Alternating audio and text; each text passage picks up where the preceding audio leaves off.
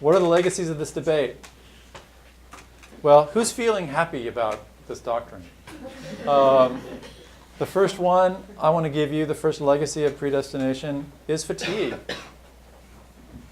Actually, stalemate would be another word leading to fatigue. The church has not come to a common position on this one. And instead, the interminable character of the debate has led people to just be exhausted and fatigued and give up on it.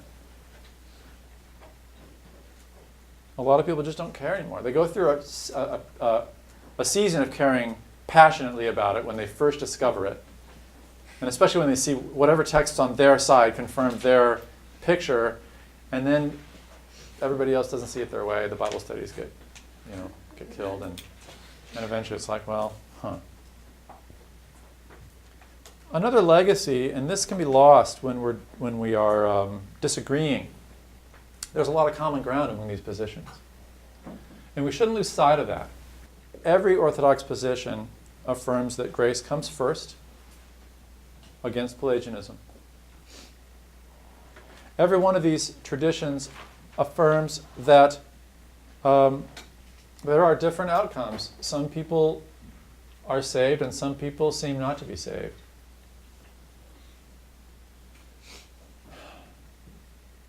In what looks like a contest of wills, again and again, what seems to be playing out here as a contest of wills. And all the traditions affirm that those who are saved come to a point where we cooperate joyfully and worshipfully. We might be kicking and screaming along the way, but we're not really kicking and screaming all the way along. God's grace does rework our affections, change our desires, bring us to a point where we're grateful and cooperative. Whether you're Arminian or Calvinist, you agree with a lot of those same features. We begin uncooperative and we end cooperative. And along the way, it's a bumpy ride.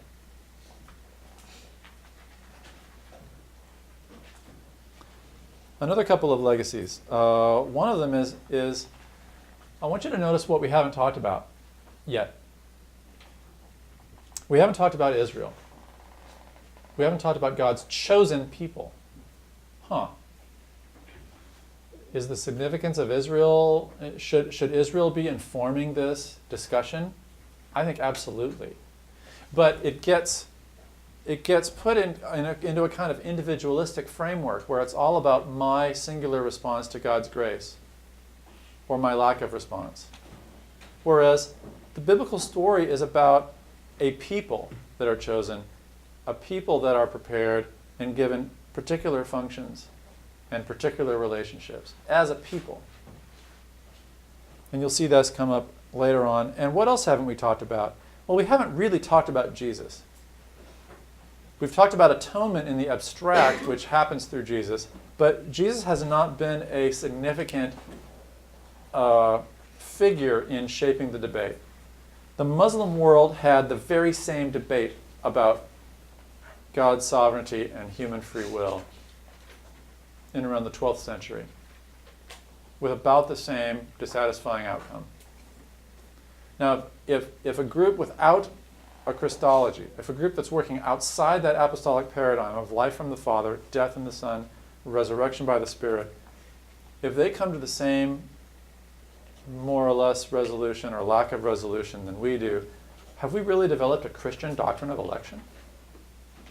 This leads me actually to conclude that the doctrine of election, the doctrine of predestination, got off to a bad start in the 4th century, and it's really never recovered. It happened in a theological culture that no longer appreciated the significance of Israel, and or came to appreciate it in a different way, and was insufficiently informed by the career of Jesus. And that's probably why this isn't working out as satisfyingly as the doctrine of creation or the doctrine of sin. And a final legacy is restlessness. A number of positions have been advanced over the years to try to rescue this debate. The first one comes through Unitarian Universalism, which increasingly describes some Christians and even evangelicals, which argue that all people will be saved. Many Puritans turned into Unitarians in the 18th and 19th centuries. Many Calvinists became Unitarians. One way to describe that change is to say they kept the doctrine of unconditional election, but they let go of the doctrine of limited atonement. They kept the notion that God's will sovereignly will be done, and they adopted a doctrine that God wills all to be saved, and therefore all will be.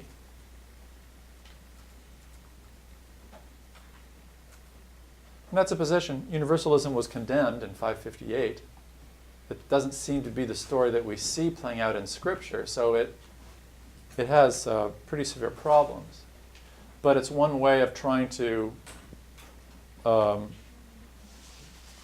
at a new place than just the old stalemate. Karl Barth famously reformulated the doctrine of election, putting Jesus smack in the center of it. He said, Jesus is God's elect one. In fact, Barth is a Calvinist. He's kind of reformulating Calvinism, and he says, God's two decrees, one to save and one to condemn, both of them fall on Jesus. He is the elect one, and he is the condemned one. On the cross, he is both. And on the cross, then, he brings all creation to salvation. That verges on universalism, and Barth denies universalism, but for no good reason in his own theology. His theology leads pretty much straight to universalism. He just never admitted or accepted that publicly. A third alternative that emerges in the last 50 years is liberation theology. Liberation theology reworks election in a kind of favoritism that God shows the marginal, the outsider, the poor. God is the God of the poor. God is the God of the oppressed. And Jesus then is described as someone who shows solidarity with the poor, solidarity with outcasts.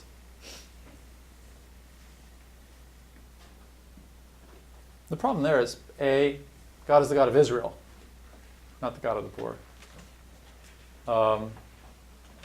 God shows great favor on the poor and commands favor on the poor in Israel. But that's not quite the same thing as making a social class the truly elect ones. And Jesus seems to me not to show solidarity with anyone but the Father. And finally, and you did your reading today, I hope, Leslie Newbegin reconfigures election as a function of mission. God chooses, but God chooses those who will represent his grace. Election is election unto service, whether or not it's election unto salvation. Okay?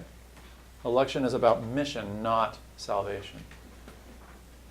We'll pick this up next time, reflecting on some of those, and I'll give you a few ideas of my own. I like Newbegin's. I think it's a pretty convincing reworking of election.